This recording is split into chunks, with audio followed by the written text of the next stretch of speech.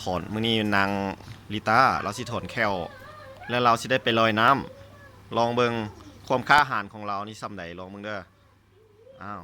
เฮ็ดดีๆบ่หนิงแม่บ่หนิงแม่ฮะเอาแต่ละคนเบิ่งเด้อความกล้าหาญของนางลิต้า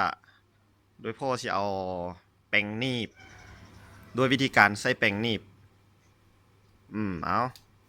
แล้วมื้อนี้เราสิได้ไปลอยน้ำอยู่กุดไลแล้วก็อยู่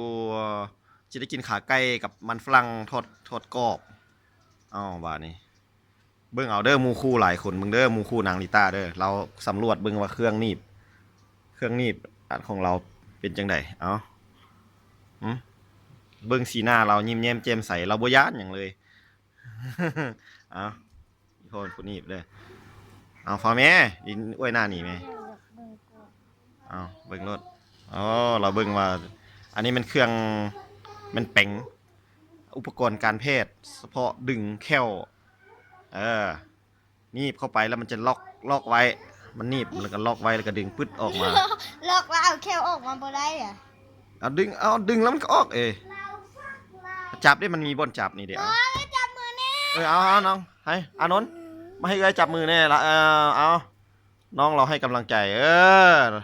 เพราะว่าเราดีตั้งอกตั้งใจเบิ่งครับอย่าเน้งเอาพ่อแม่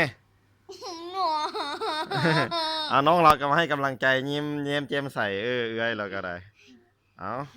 เบิ่งติดตามมึงเด้อความเก่งกล้าหาญของเราว่าบนนี้บนเรามักอยู่บนประตูเอาตั้งอกตั้งใจได้เบิ่งได้คุณเขี้ยวเรา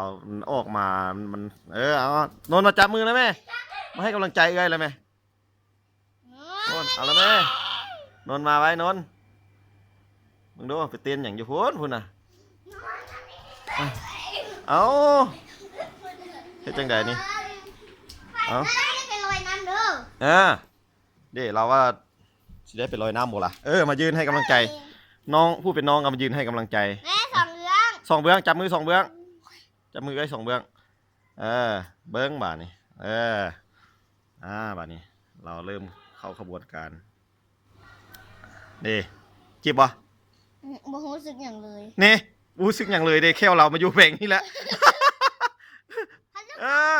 เก่งบ่เอ้าจับยึดบ่จับมันนั่นนี่เก่งหลายเบิ่งเราเป็นยังเล่นมึง